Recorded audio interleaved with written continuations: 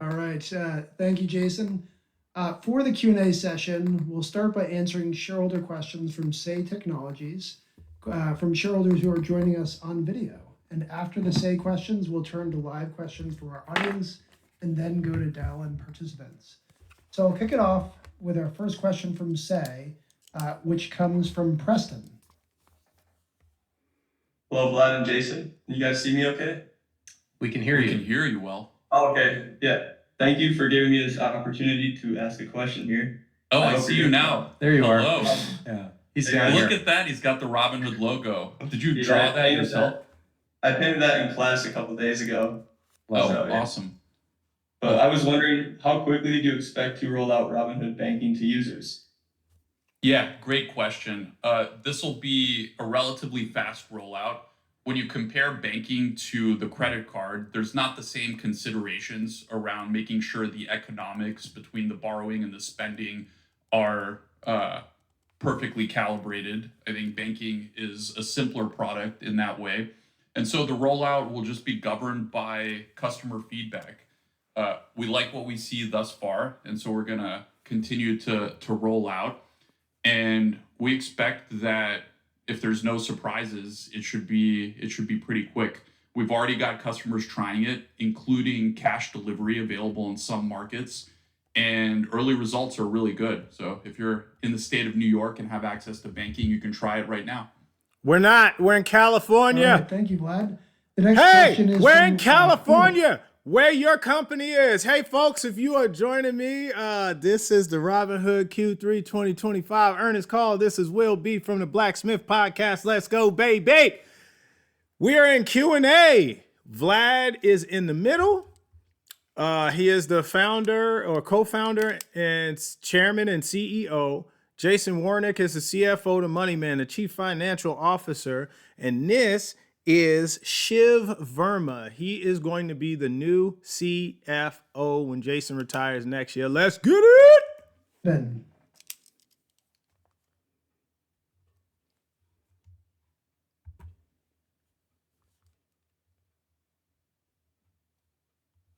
All right, I'll read it. Okay. So I thought it was me. There was a recent AWS related outage. How are you strengthening platform resiliency to address that? Sure. Yeah, that's a great question. So for those of you that don't recall this, even though pretty I much the do. entire internet was briefly affected, Yep. including my kids' elementary school. They couldn't take attendance. AWS had an outage a few weeks back, and that led to degraded app performance for a significant number of our customers. Now, the good news is it actually demonstrates how much progress we've made in the resilience of our systems over the past few years. You know, if this had happened to us, like an outage of the infrastructure provider of this magnitude, if it had happened a few years ago, we probably would have been fully down. But we made a lot of investments in that time period. And so even though things were slower and there were higher latencies, a lot of customers could, manage their risk and place orders, although we didn't provide them with the type of experience that we would want. That's for sure.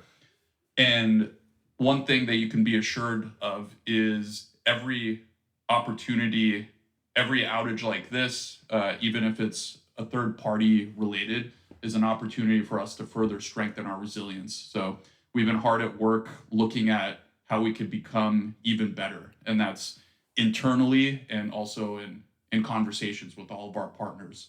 So this is part and parcel of what we have to do. We want to be our customers' not just primary financial account, but we want to be their secondary financial account as well, which means that we have to continue to be robust. All right, thank you, Vlad. All right, that was actually a good answer, but listen, give them some grace on that, folks, because that AWS outage affected everything. There's no YouTube. There was just internet latencies, like he said, in general. They can't help that.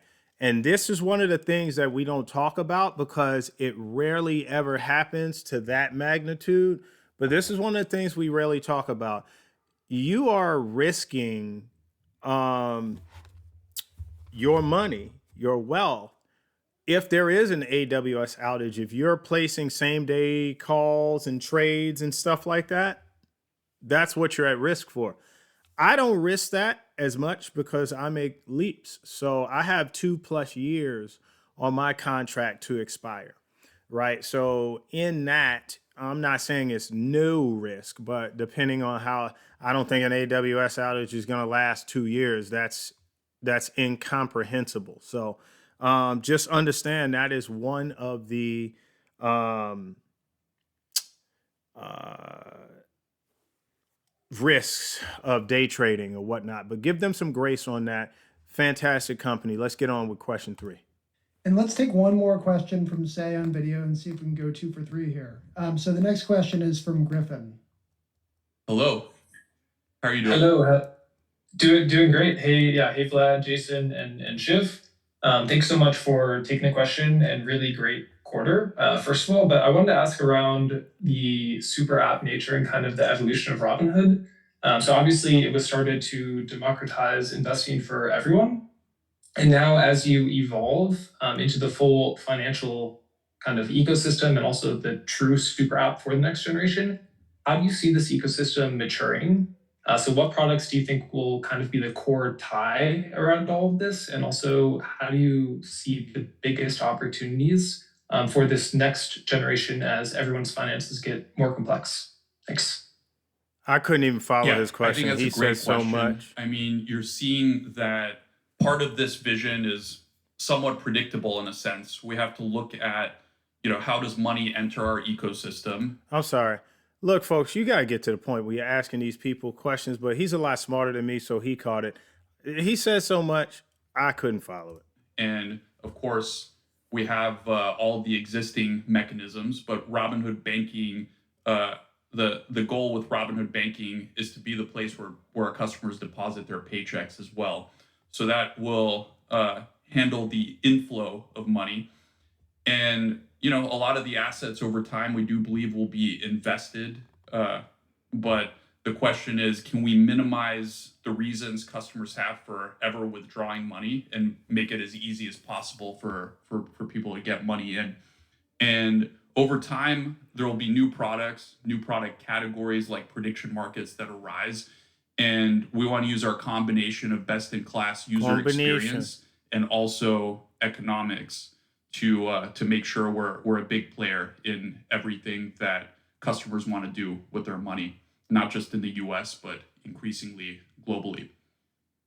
So it's going to be a combination of getting broader, but also selectively going deeper in areas where we feel like we have competitive advantage. And they do. All right. Thank you, Vlad. That concludes our shareholder questions from Say Technologies. And so now we'll move to Q&A from our live audience. The first question is going to be from Patrick Moley at Piper Sandler. Yes, thank you for taking the question. For my question, I want to say congratulations to both Jason and Shiv. Jason, really enjoyed working with you. Shiv, looking forward to getting to know you a little better.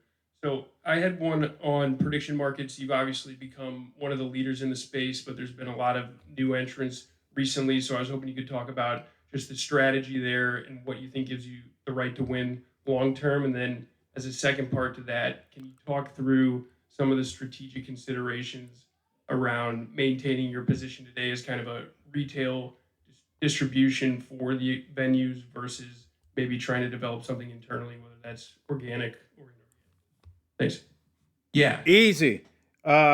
This is a company with a CEO who does his earning calls with his CFO, introduces you to any of the new guys. This is a CFO that is a young guy, that is a bright gentleman, and that understands that in the fintech world, you need to consistently innovate if you want to even make it to the top of the mountain, because that playing field's constantly shifting. If you ever played Pokemon Stadium or Mario Smash Super, whatever the Smash Brothers is, when they do the Pokemon Stadium level and it consistently changes every 30 seconds or whatever, I'm not a big fan, but whatever.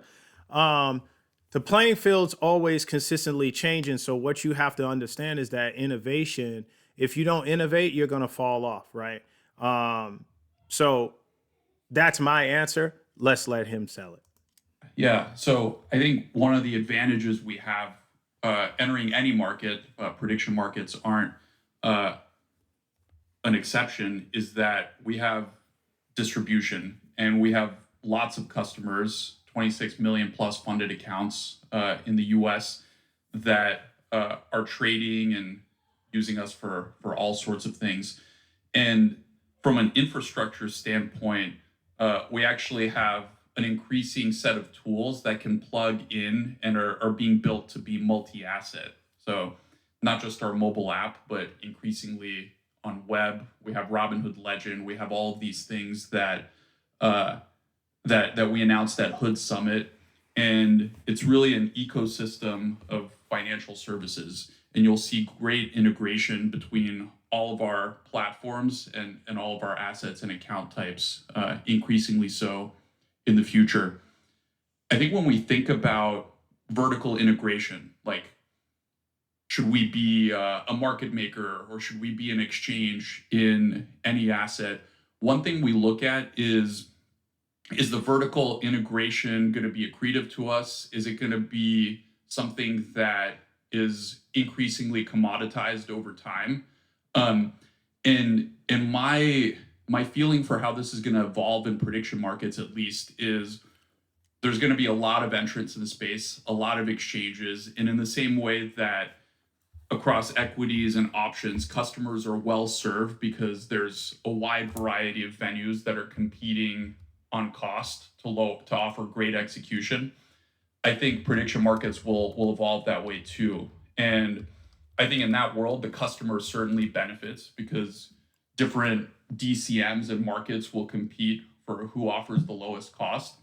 And I think the power continues to be in our distribution and offering a wide variety of products and services. I think we're the only ones currently that have this powerful combination of, for traders, not just being able to trade prediction markets, but crypto, options, equities, futures. I think it's a great combination, and there's certain advantages for everything being in one place under a simple, easy to use platform. And I think we can keep pressing on that advantage. And as you've noticed, I think the product has continued to evolve at a pretty rapid pace. I think you should expect that to continue and to even accelerate. Beautiful. This is the kind of CEO that you want leading your company. If you're going to be part owner, this is my company right here, 305 pieces worth of my company, right? And I'm going to get more. Don't you worry about it. But listen, he just basically told you what I just said right there at the end. He said this is a company or a platform that has developed rapidly and it will continue to do so. What is he talking about? He's talking about innovation.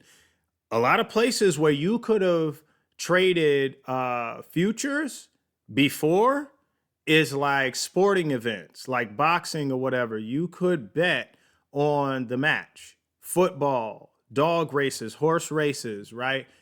And the underground, the black market, right? You could bet on anything.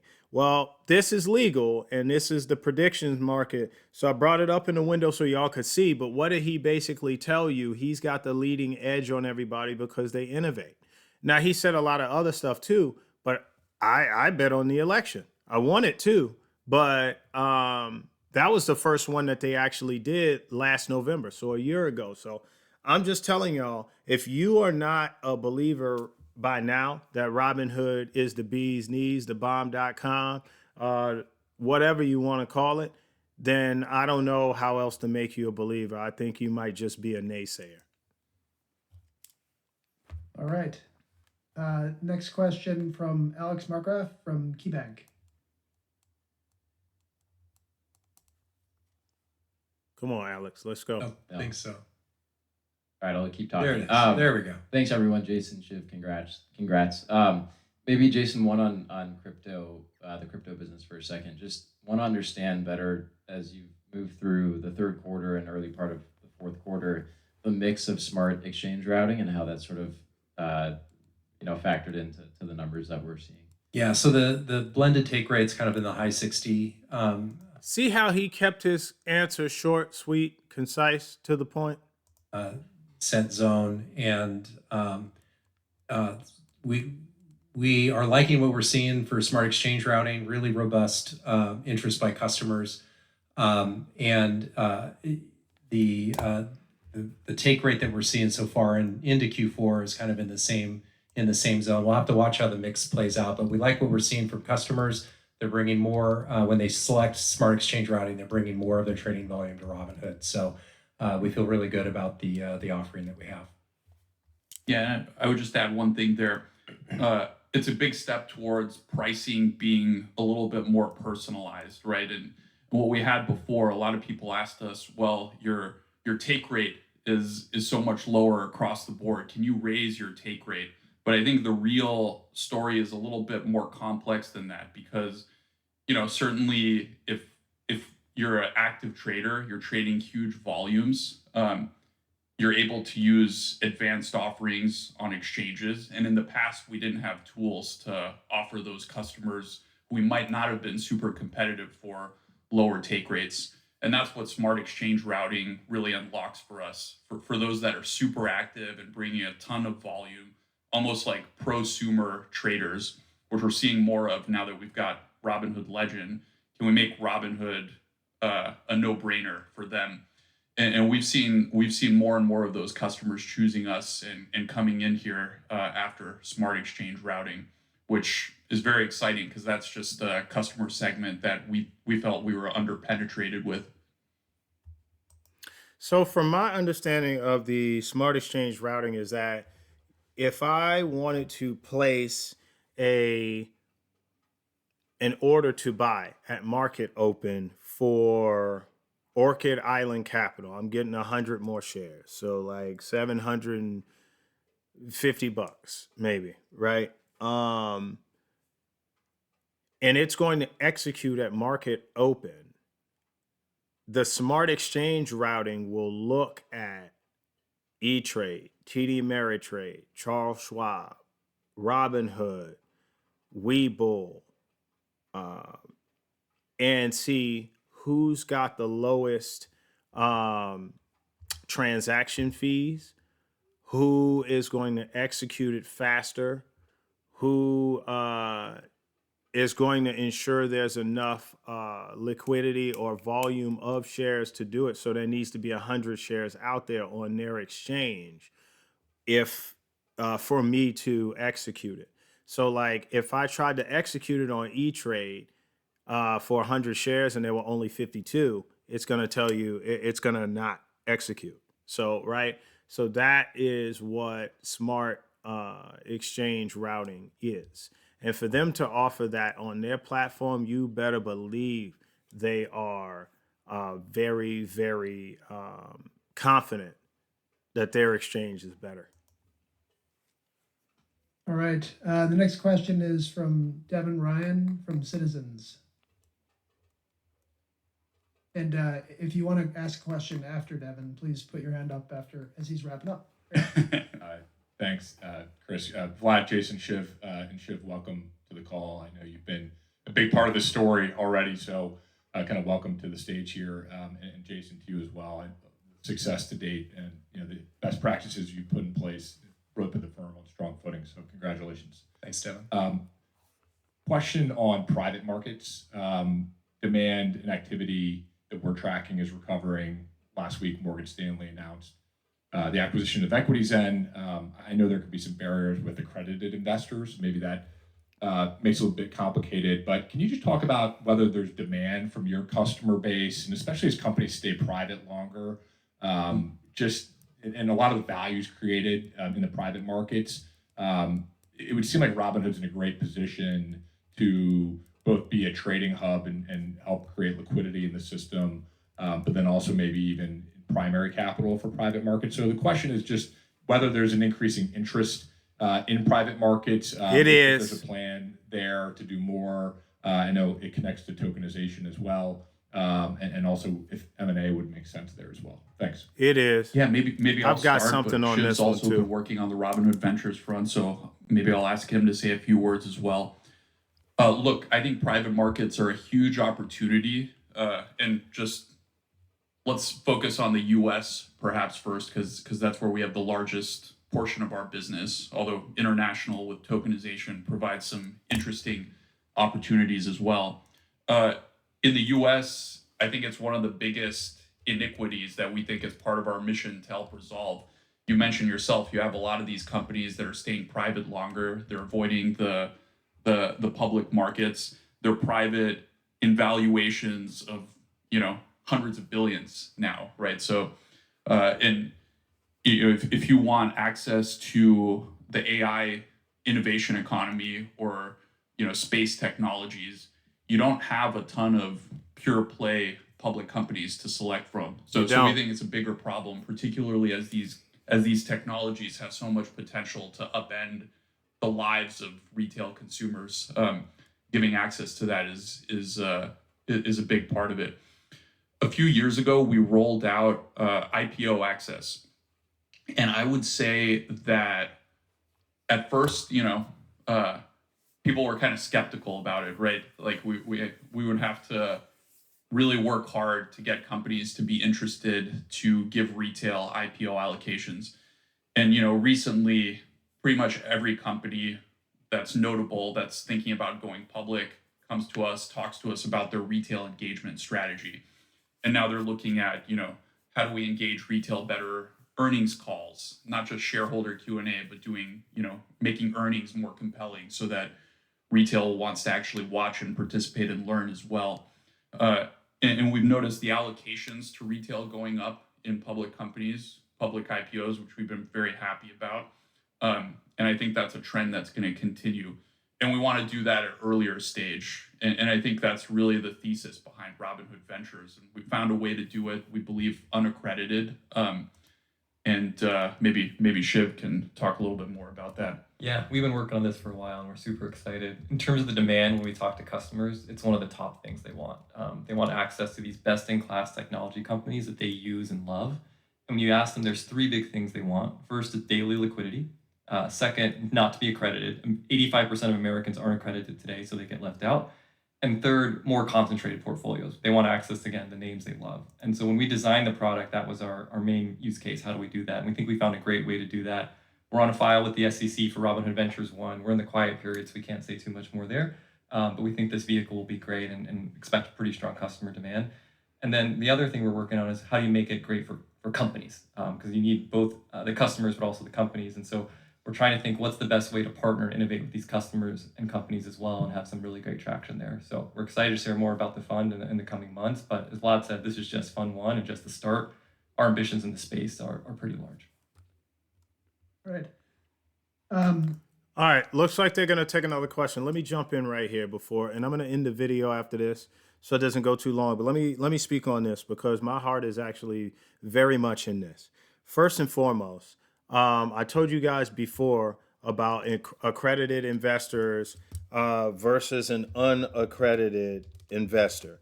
And I will just tell you now, with these kind of mandates and requirements, most people won't get there. He just said 85% of people are locked out. Well, yeah, because they have to have a $1 million net worth, excluding their primary residence, and be earning $200,000 a year for at least 2 years and be on pace to earn it for the third year. And, or if they are married, 300,000. Replace everything I just said with the 200K with 300K. So you can't be an accredited investor unless you're that. Most of us are going to be locked out of heaven, so to speak, on that one. Now, what they're talking about is fighting the good fight to allow the common man to invest into pre-IPO companies.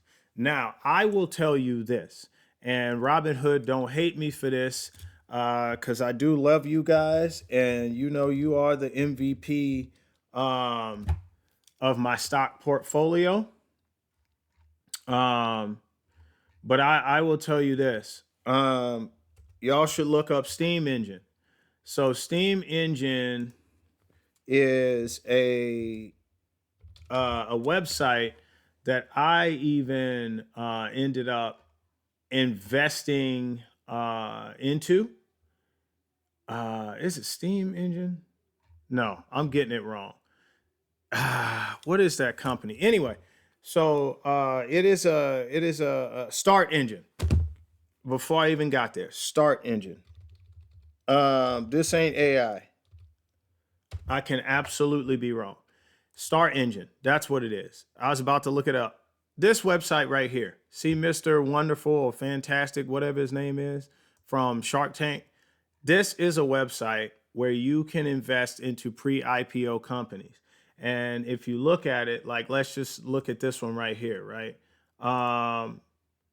So just launched, right? It tells you about the company. You can hit show more, right? It tells you about the most momentum, how much they've raised.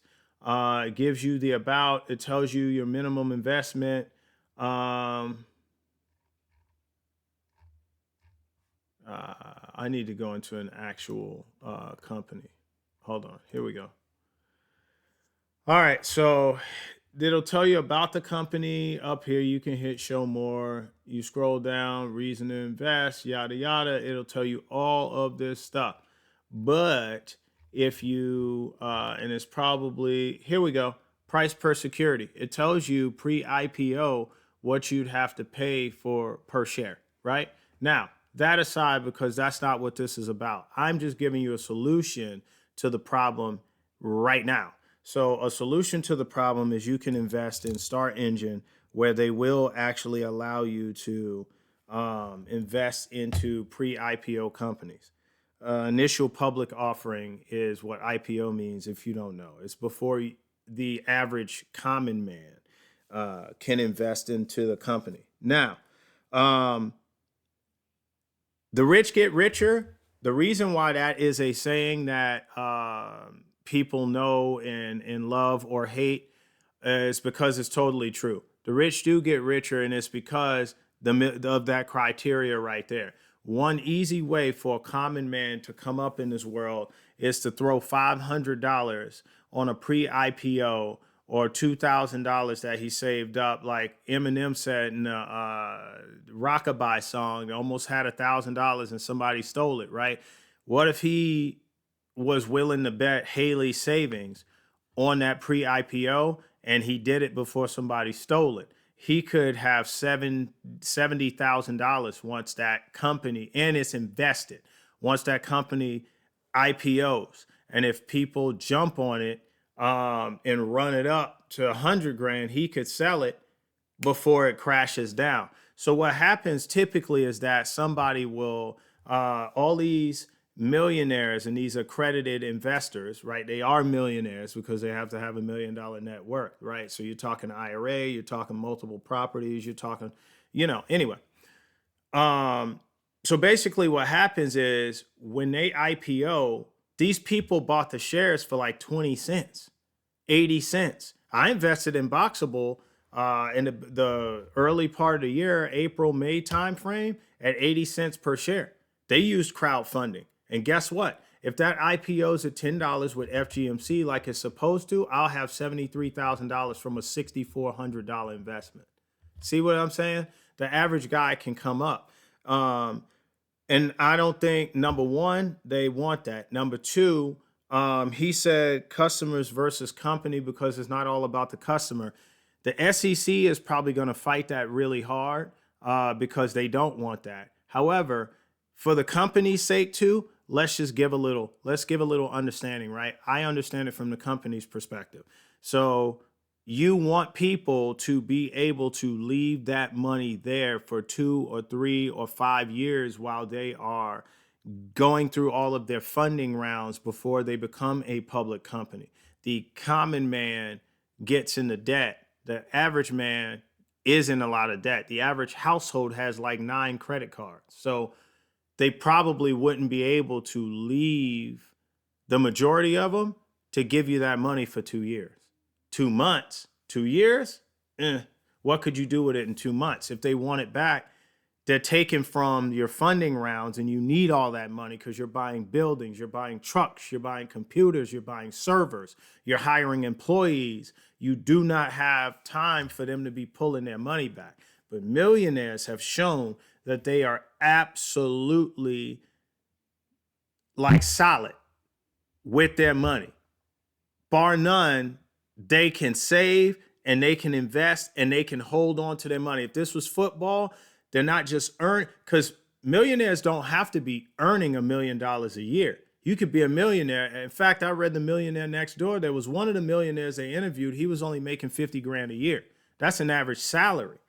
And he had $1 million in his IRA and with his home and stuff like that too, right? So they have shown that they can not only play offense, but they have the best defense because they defend against stupid decisions, their money leaving their hand for that, right? They buy assets over liabilities. That's from the company standpoint, who they would want pre-IPO, because that's who's going to hold their company up to the light so everybody else can now see it. And if they dump their initial investment and take their money, that's fine because the company now has to get rolling and produce their product for the public, for people who invested in it, so they can bring it back up, right? Anyway, so that's all I got for you guys in this video today, but I hope you learned a lot, and we're going to cover this entire call. Be here, be square. I'm going to tell you right now, Robinhood is an MVP, and I can't use that reference. Anyway, they won't stop. I'll tell you that. I see you guys on the next video.